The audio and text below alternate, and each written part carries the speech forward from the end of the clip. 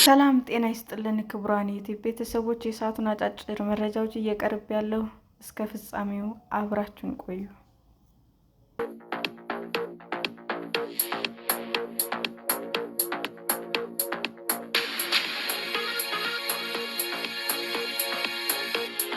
ከአሜሪካ ጋር ለሚደረገው ንግግር ቁልፍ ሰውና ቀጣዩ መሪ ይሆናሉ የሚባሉት የኢራን አፈ ጉባኤ ማን ናቸው?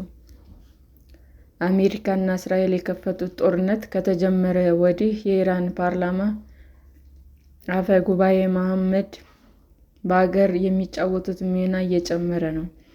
ከአሜሪካ ጋር በሚደረገው ንግግር ኢራንን ወክለው እንዲደራደሩ ኃላፊነት እንደተሰጣቸውም ተገልጿል።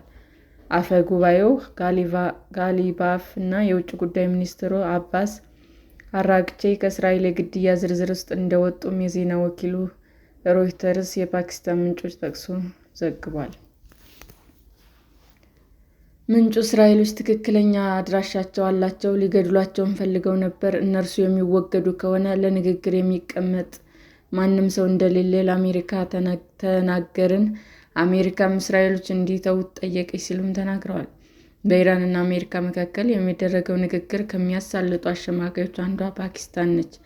የ64 ዓመቱ አፈ ጉባኤ በኤክስ ገጻቸው ጠላቶቼ መሬታችንን የመከላከል ቁርጠኝነታችንን እንዳይፈትኑ ሲያስጠነቅቁ እንዲሁም የማያባራ ጥቃት እንደሚፈጽሙ ሲዝቱ ነው የከረሙት። ይህም ቢሆን ግን የተወሰኑ የአሜሪካ ባለስልጣናት ፖለቲከኛውን ለንግግር የሚያመቹ ሰው አድርገው እንደሚቆጥሯቸው የአሜሪካ የዜና ምንጮች ፖለቲካ ዘግቧል።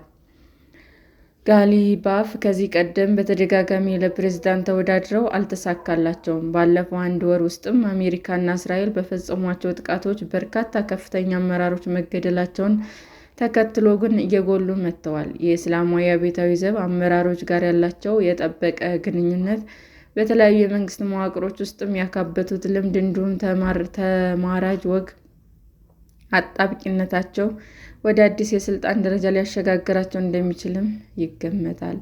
ባለቤትነቱ የኢራን መንግስታዊ ብሮድካስተር የሆነው አልዓላም የአረበኛ ቋንቋ የቴሌቪዥን ጣቢያ ዘገባ እንደሚያሳየውም ጋሊባፍ ከሃይማኖተኛና ሰራተኛ ቤተሰብ የተወለዱት በሰሜን ምስራቅ ቶርጋቤህ ከተማ ውስጥ ነው።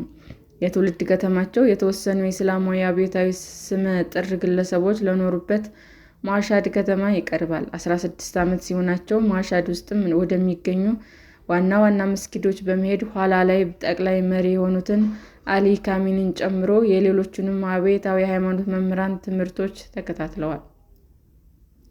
ጋሊባፍ በአውሮፓውያኑ በ1979 እስላማዊ አብዮት ከፈነዳ ከአጭር ጊዜ በኋላ በኢራቅ ጦርነት ተዋግተዋል። የኢራን አብዮታዊ ዘብን የተቀላቀሉትም በ20 ዓመታቸው ነው። ከ2 ዓመት በኋላ የአብዮታዊ ጦር አንድ የውጊያ ክፍል አዛዥ ሆነው ጦርነቱ በ1988 እስኪጠናቀቅ ድረስም በዚህ የኃላፊነት ደረጃ ላይ አገልግለዋል። ጋሊባፍ ትዳር የመሰረቱ የአብዮታዊ ዘብ አዛዥ በሆኑበት ዓመትም ነው የጋብቻ ስነ ስርዓቱ የመሩት። የመጀመሪያው ጠቅላይ መሪ ሩሃል ካሚኒ እንደሆኑ የአልዓላማ ዘገባ ያመለክታል። በዚህም ትዳራቸው 3 ልጆች አፍርተዋል። ከጦርነቱም በኋላ በወታደራዊ ስልጣን እርከኑ ላይ ከፍ ያሉ መሄዳቸውን አላቆሙም። በአውሮፓውያኑ በ1997 የአብዮታዊ ጦር አየር ኃይል አዛዥ ሆነዋል።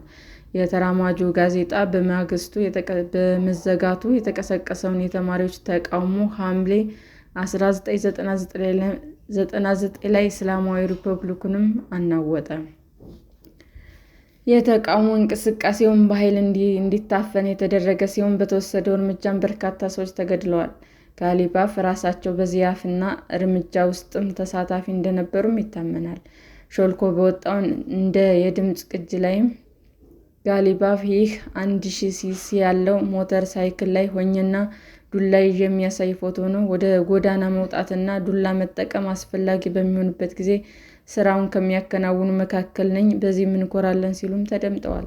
ከተቃውሞ በኋላ 24 ወታደራዊ አዛዥ የአብዮታዊ ዘብ ጣልቃ እንደሚገባ የሚዝት በጠንካራ ቃላት የተሞላ ደብዳቤ በወቅቱ የኢራን ፕሬዝዳንት ለነበሩት ተራማጁ መሐመድ ካታሚ ጽፈው ነበረ። ጋሊባፍ ደብዳቤውን ከጻፉና ፊርማ ካሰባሰቡ ሁሉ ወታደራዊ አዛዥ አንዱ እንደነበሩም ተናግረዋል። በርካቶች ይህንን ደብዳቤ የእስላማዊ አብዮታዊ ዘብ በፖለቲካ ጉዳዮች ላይ ያለው ተጽዕኖ በግልጽ የታየበት እንደሆነ ይናገራሉ። ከዚያ ጊዜ በኋላም ተጽዕኖው ጨምሯል። የተማሪዎች ተቃውሞ ከተካሄደ 1 ዓመት በኋላ ጋሊባፍ በ39 ዓመታቸው የፖሊስ አዛዥ ሆነው ተሾሙ። ለ5 ዓመታት በቆየው የሥልጣን ዘመናቸውም ብሔራዊ አደጋ ጊዜ ፖሊስ የስልክ መስመር እንዲከፍት አድርገዋል። በፖሊስ መኮንኖች ላይም ቅሬታ የሚቀርብበትን አሰራርም ቀልጣፋ አድርገዋል። የፖሊስ ኃይሉ ከውጭ የገቡ ተሽከርካሪዎችን እንዲታጠቅ ማድረጋቸውን ከሚኮራባቸው ስኬቶች መካከል ይጠቅሳሉ። ተቺዎች ግን የወጣው ገንዘብ እጅግ ከፍተኛ መሆኑንም ይናገራሉ። በአውሮፓውያኑ በ2005 ጋሊባፍ የፖሊስ አዛዥነት ስልጣናቸውን ለቀው ለኢራን ፕሬዝዳንት ተወዳድረዋል። በምርጫ ከተሸነፉ በኋላ የቴህራን ከንቲባ እንደሆኑ በከተማዋ ምክር ቤቱ ተመርጠዋል። በዚህም የስልጣን ቦታ ለ12 ዓመት የቆዩ ሲሆን የኢራኗን መዲና ለረጅም ጊዜ ከመሩ ከንቲባዎች ቀዳሚዋ ናቸው። በከንቲባነት ስልጣናቸው የከተማዋን የባቡር ስርዓት በማስፋት እንዲሁም እንደ ሳደር የፍጥነት መንገድ ያሉ የትራንስፖርት መሰረተ ልማቶችን በመገንባት በከተማው ያለውን ከፍተኛ የትራፊክ መጨናነቅ ለመቅረፍ ላደረጉት ተግባር እውቅና ይቸራቸዋል። የጋሊባፍ ዝና እጅጉን የናኘው ግን በአውሮፓውያኑ 2016 የአስትሮኖሚካል ፕሮፐርቲስ ቅሌት በወጣበት ወቅት ነው። የቴህራን ከተማ ምክር ቤት በመቶዎች የሚቆጠሩ ቤቶችን በገበያ ዋጋ እስከ 50 በመቶ በመቀነስ ገንዘብ ለባለስልጣናትና ለደህንነት ሰዎች ሸጧል የሚል ክስ ቀርቦበት ነበር። ከኃላፊነታቸው ከመልቀቃቸው ከወራት በፊትም ከኢራን የመጀመሪያ ረጅም ህንፃዎች አንዱ የሆነው ባለ 17 ፎቅ ፕላስኮ ህንፃ የእሳት ቃጠሎ ከደረሰበት በኋላ ፈርሶ ነበረ። በዚያም ቢያንስ 20 የእሳት አደጋ ሰራተኞች ሞተዋል። ይህ አደጋ በጋሊባፍ የመሪነት ዘመን በከተማዋ መንግስት ውስጥ የነበረውን ስር የሰደደ ግዴለሽነት አሳይቷል። ይሁን እንጂ የቤቶች ሽያጭ ቅሌት ጋር ጋሊባፍ ከስልጣናቸው እንዲባረሩም ሆነ በምክር ቤት እንዲከሰሱ አላደረገም። ከሁለቱም የተጠያቂነት እርምጃዎች አምልጠዋል። በ2020 በተካሄደው ምርጫ የፓርላማ አባል ሆነው የተመረጡ ሲሆን ኋላም አፈ ጉባኤ ለመሆን በቅተዋል።